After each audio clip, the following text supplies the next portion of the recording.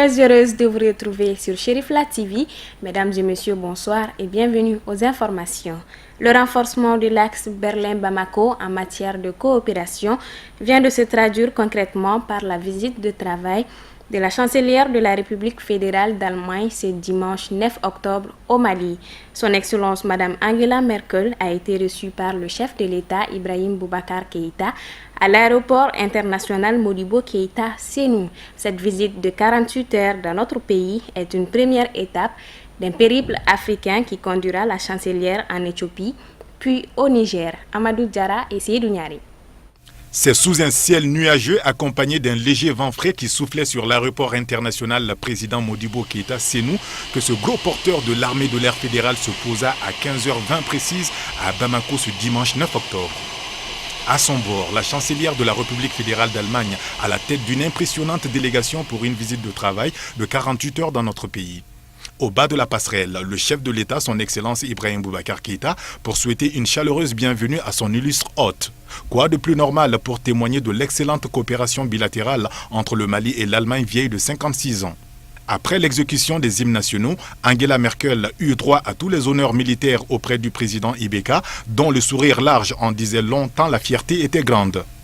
Ensuite, place aux salutations des membres du gouvernement malien ainsi que de l'ensemble du corps diplomatique constitué avant de rejoindre le salon d'honneur pour un tête-à-tête. Après avoir reçu tous les honneurs à sa descente de l'avion, la chancelière allemande Angela Merkel a eu un entretien de haut niveau avec le président Ibeka.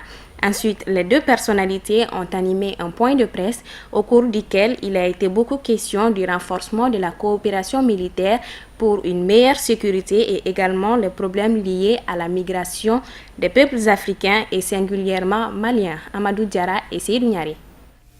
Cette visite au Mali de son Excellence Mme Angela Merkel intervient 10 mois après celle effectuée par le président allemand Joachim Gauck. Faut-il le rappeler, la République fédérale d'Allemagne est la première puissance économique d'Europe, première nation à reconnaître la souveraineté internationale du Mali. Rappelons-le également, l'Allemagne a mis à la disposition de notre pays un montant de 100 millions d'euros en 2013 pour soutenir la relance économique. C'est donc sans détour que le président Ibeka s'est empressé de dire toute sa satisfaction et un grand merci en allemand à Angela Merkel. Chacun comprendra que mes tout premiers mots soient de remercier Mme Merkel pour l'honneur ainsi qu'elle le fait à notre pays, de s'y rendre aujourd'hui. Venir au Mali par les temps qui courent est un acte de foi. Mais cela ne saurait surprendre pour qui connaît la femme de cœur qu'elle est, celle qui a souci de l'autre, de l'humain. Elle l'a montré, elle a démontré parfaitement dans des enjeux importants au plan mondial.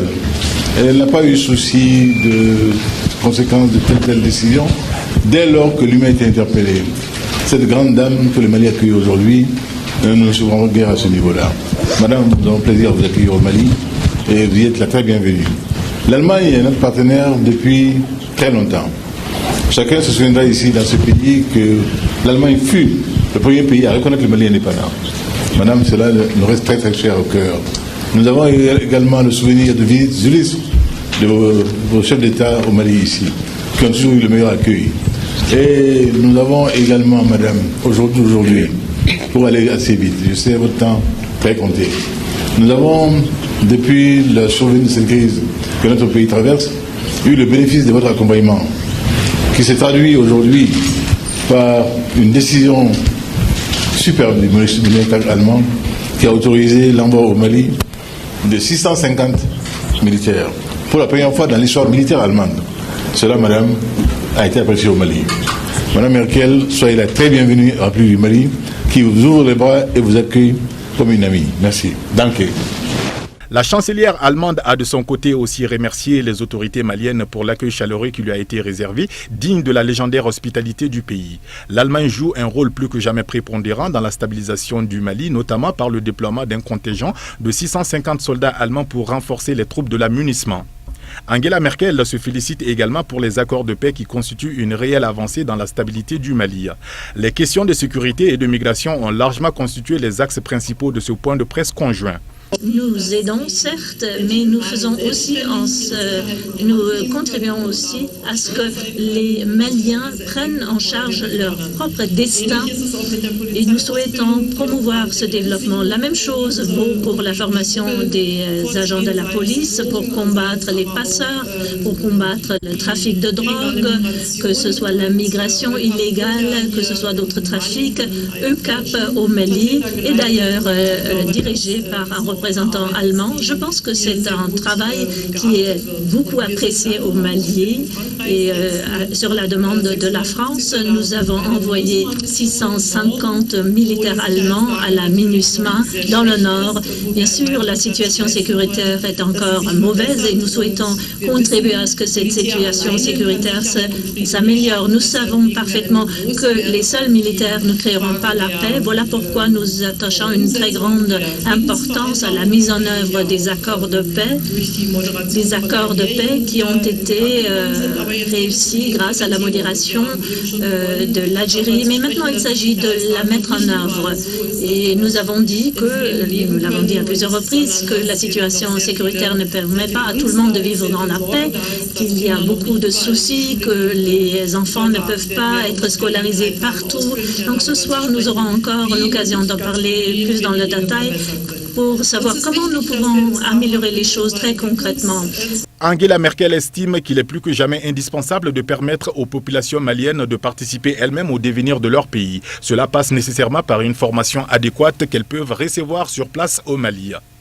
L'amélioration des liens de coopération s'avère plus qu'une nécessité absolue pour les deux pays. Avec la France et avec l'Italie, nous avons pris la décision, avec le Mali et le Niger, de créer ce que nous appelons un partenariat des migrations.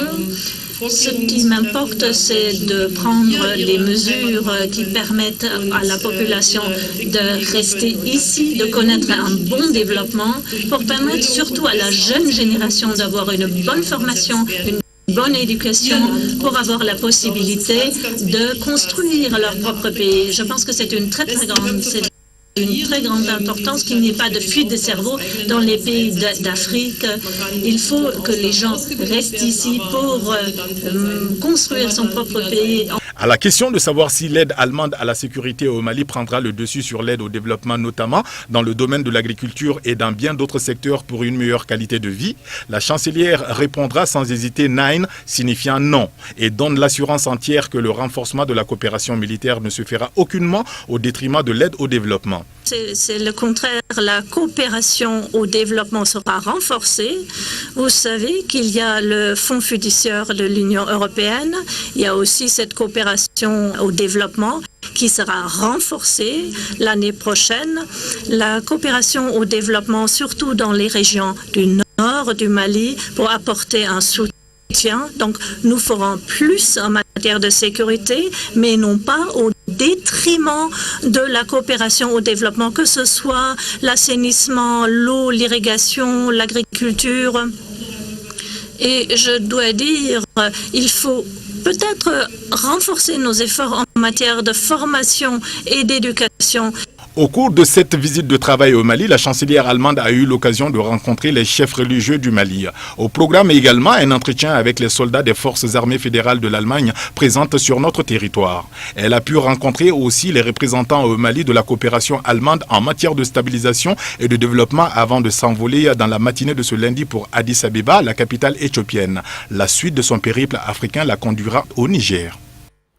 Les localités d'Ntchorbougou, Nonzonbougou et Kolokani, villes situées sur la route des Cailles à une centaine de kilomètres de Bamako, ont accueilli en grande pompe une forte délégation des APM du ministre Mohamed Ali Bacheli. C'était ce samedi 8 octobre 2016. Envoyés spéciaux Amadou Kamara et Seydou Niari.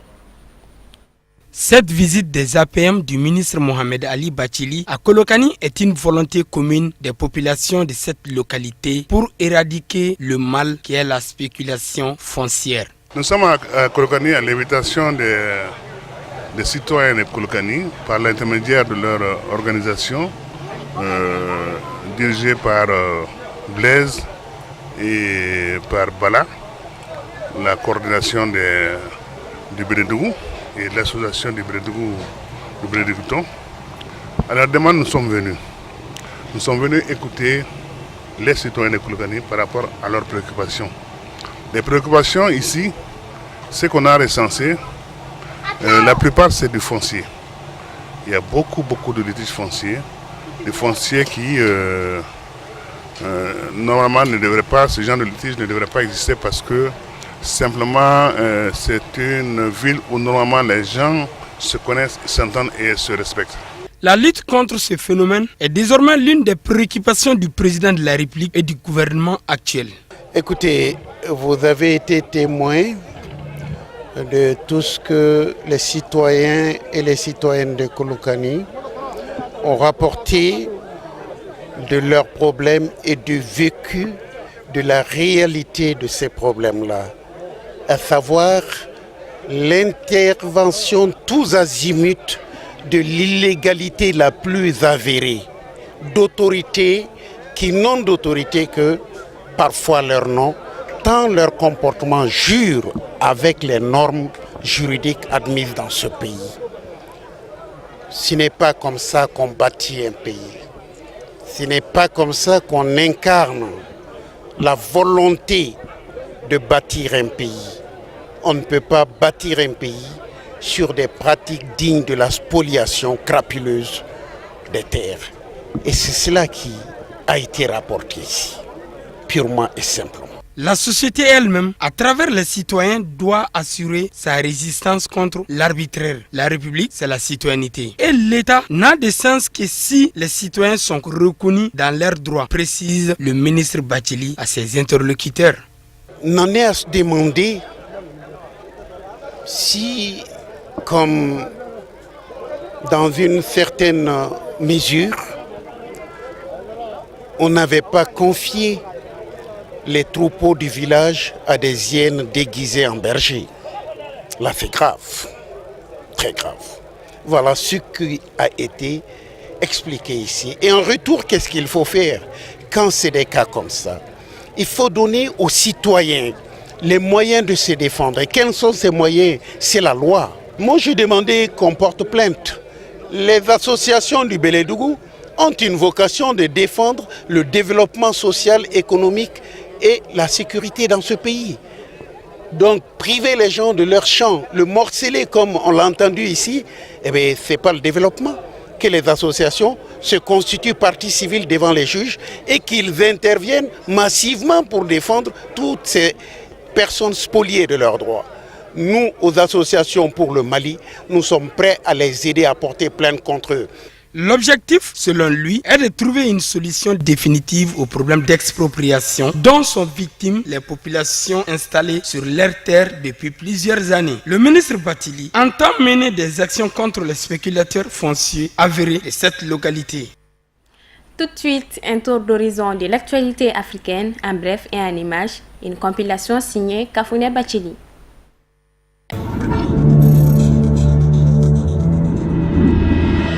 Le chef militaire du HCUA, Cheikh Ag Awissa, est mort samedi en fin d'après-midi des suites de l'explosion de son véhicule qui a sauté sur une mine. L'homme sortait du camp de l'amunissement où il avait participé à une réunion. Cet homme a été un bras droit du chef terroriste Yad Ag Gali avant de se convertir aux vertus de la paix. Il était connu aussi pour avoir dirigé les combattants islamistes qui ont massacré les soldats maliens à Aguelog.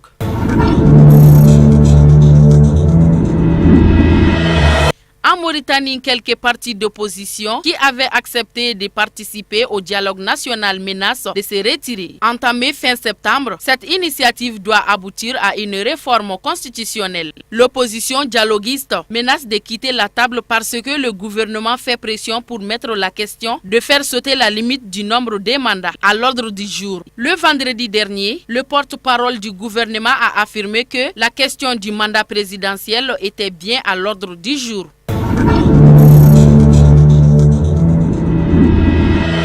Après plusieurs mois de violents troubles dans le pays, le gouvernement éthiopien a décrété ce dimanche au 9 octobre l'état d'urgence pour une période de 6 mois. La mesure qui s'applique à l'ensemble du territoire est sans précédent en Éthiopie depuis 25 ans. Cette déclaration d'état d'urgence intervient après une semaine de violence d'une rare intention en région Oromo et dans la périphérie d'Addis Abeba.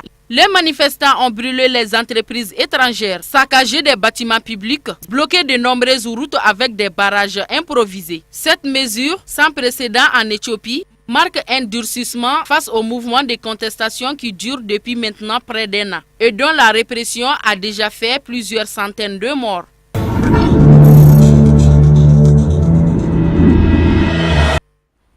Sport football, phase éliminatoire des premières journées de la Coupe du Monde Russie 2017. Les éléphants de la Côte d'Ivoire ont battu les aigles du Mali par un score de 3-1. C'était le samedi dernier au stade de la Paix de Bouaké. Le résumé du match avec Youssouf Koulibaly.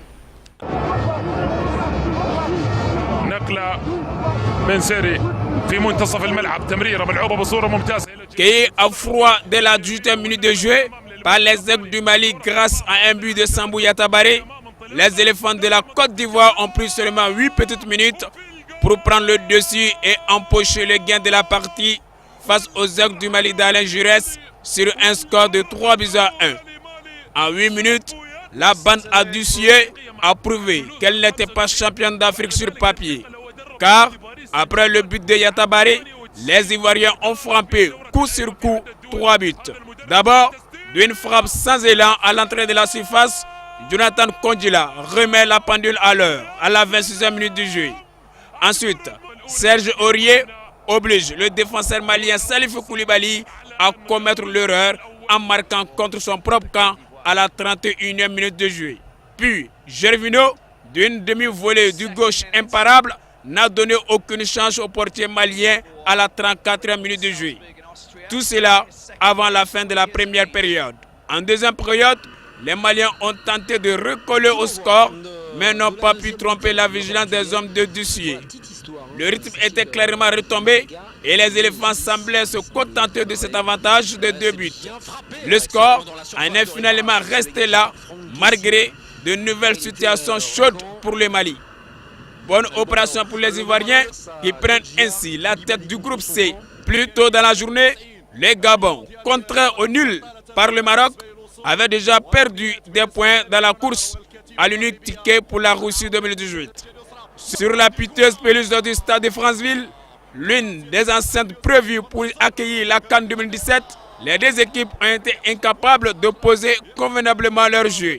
Les coéquipiers d'Aubameyang auraient toutefois pu empocher les 3 points s'ils n'étaient pas tombés sur un excellent El Kawi dans les cages adverses. Le buteur du Borussia Dortmund, parfaitement servi dans la surface par Evuna, a vu sa tête détournée au dernier moment par le portier marocain.